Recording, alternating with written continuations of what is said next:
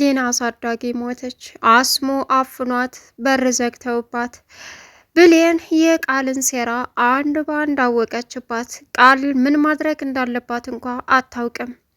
አሁን ሰላምን አስወግዳ ንብረቱን በራሷ ስም ማዞር እንዳለባትም እያወራች በነበረችበት ሰዓት እንግዲህ ብሌን ከውጭ ሆና ሁሉንም ሚስጥር ሰማች።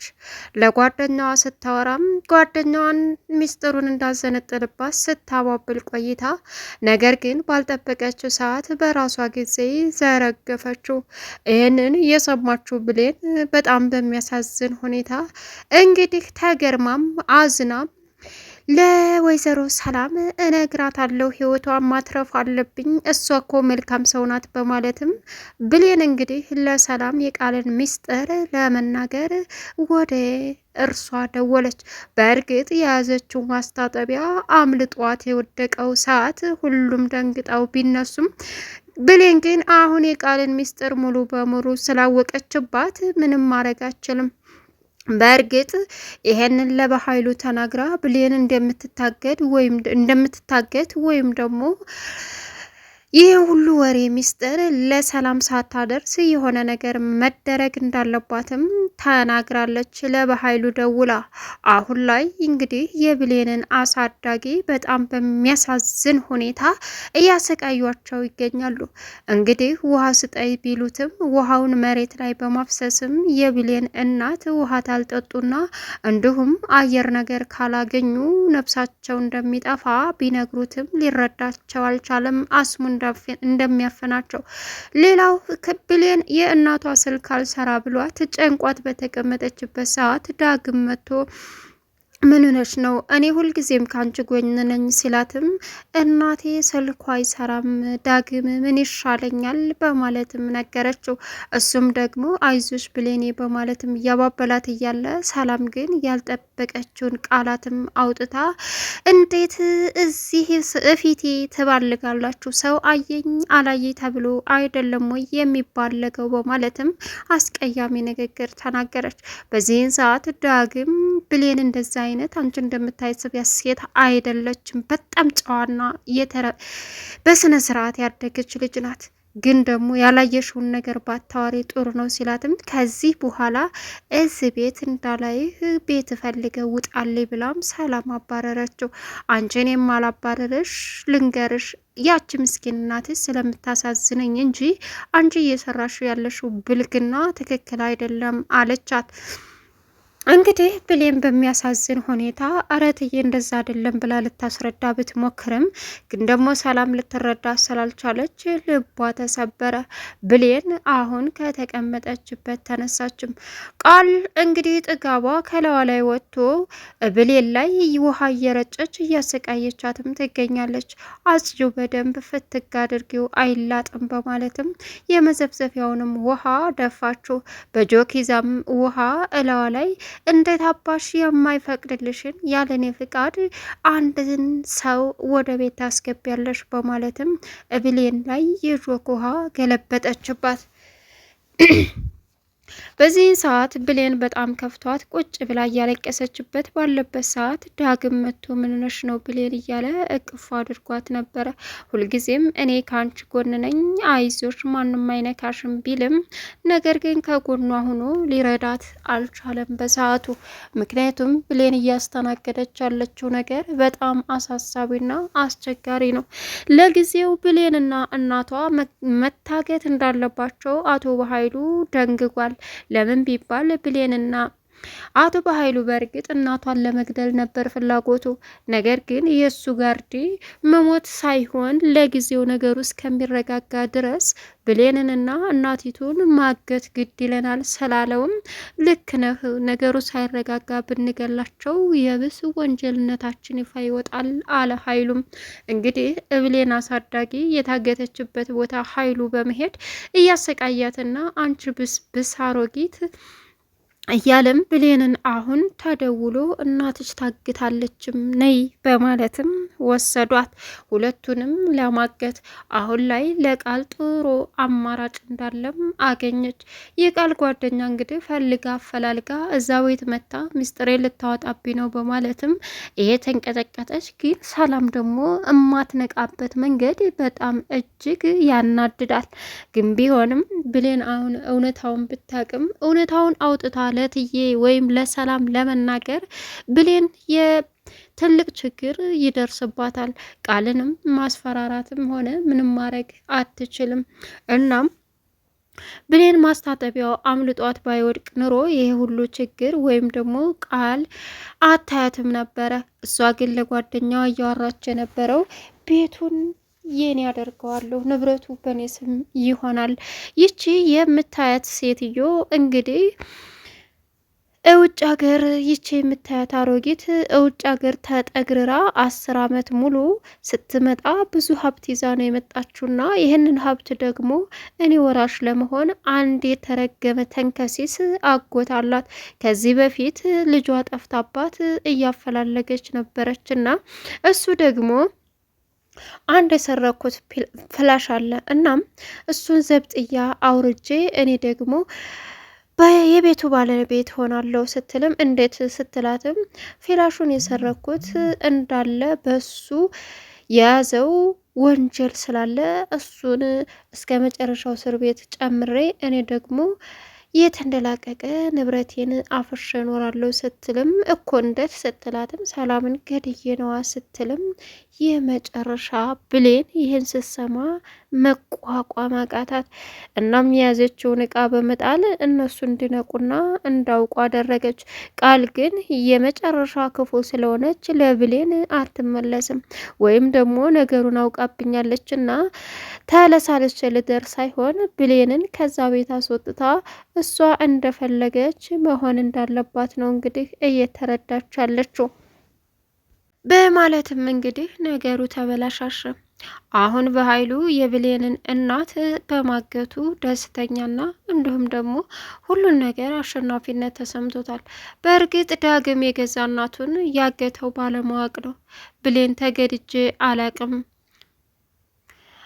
ተገድጄ ነው እንጂ ፈልጌ አላቅም፣ ይቅር በይ ብሌን እያለም ነበር።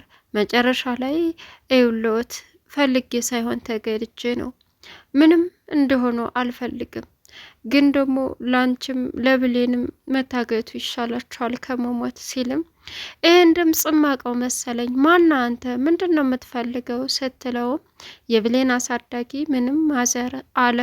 በሉ ደህና ሁኑ እየመጣው ጠይቀውታለሁ ብሎ ጥሎ ሄደ።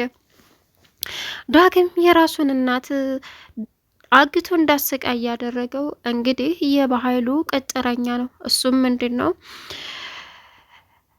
ለጊዜው ከሚገደሉ ይልቅ ምክንያቱም ቢታገቱ ይሻላል የሚል ስላቀረበ ዳግም ከነ ብሌን ቤስ አብሮ ስለሄደ ሲወጣም ለምን አባክ ነው እዚያ ሄድከው በማለትም ደበደበው።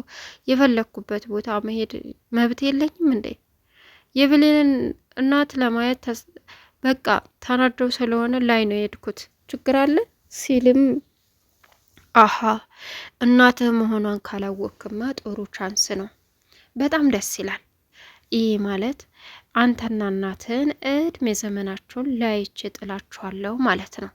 በቃ እውነታዊ ይሄ ነው።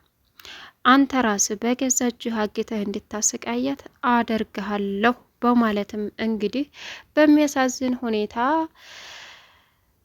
እሱ እንዳግታት አደረገ። ግን ደግሞ እጅግ በጣም የሚያሳዝነው ነገር ምን ማድረግ እንዳለበት እንኳ ዳግም ሳያቅ ሁሉንም ነገር አበለሻሽ።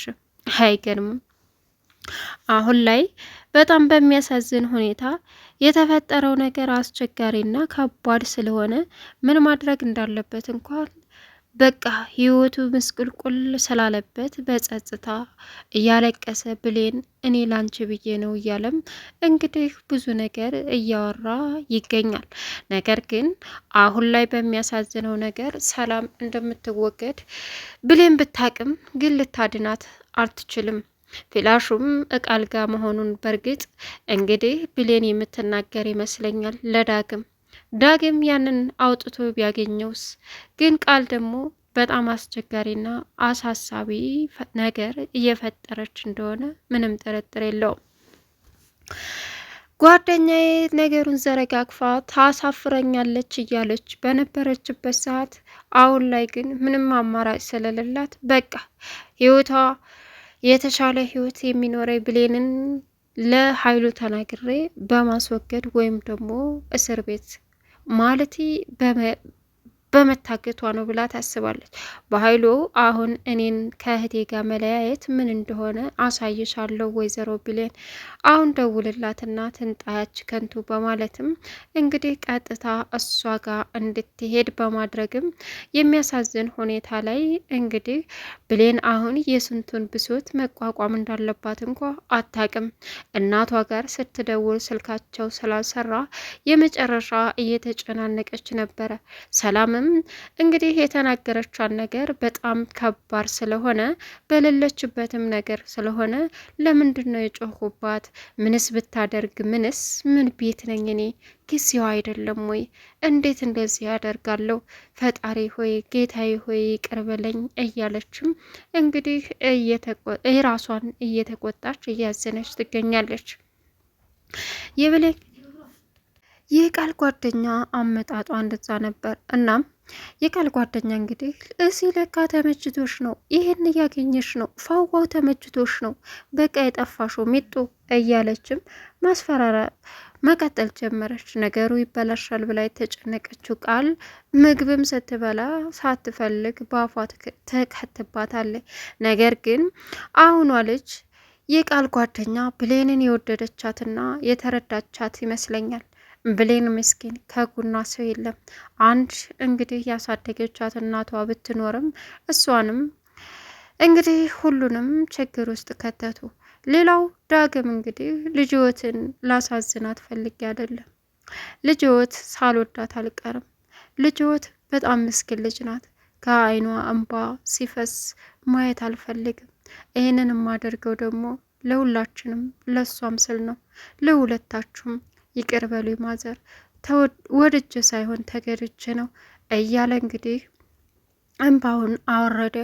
መጨረሻ ላይ የብሌን ስቃይ መቀጠሉን ስላየ ብሌንን ሊያጽናናት፣ ብሌን እኔ ከጎንሽ ነኝ፣ ምንም ቢፈጠር ምንም እንድታዝኒ እንድታለቅሽ አልፈልግም። የእናትሽ ስልክ የማይሰራው ምናልባችም ስልካቸው ባትሪ ጨርሶ ነው የሚሆነው፣ ስለዚህ በከንቱ አትጨነቂ ቢላትም አይ እንደዛም አይደለም ሙሉ ቀን ታዲያ እንዴት አይሰራም? ለምን አትቸርቸውም? የሆነ ነገር ተፈጥሯል ዳግም አለችው።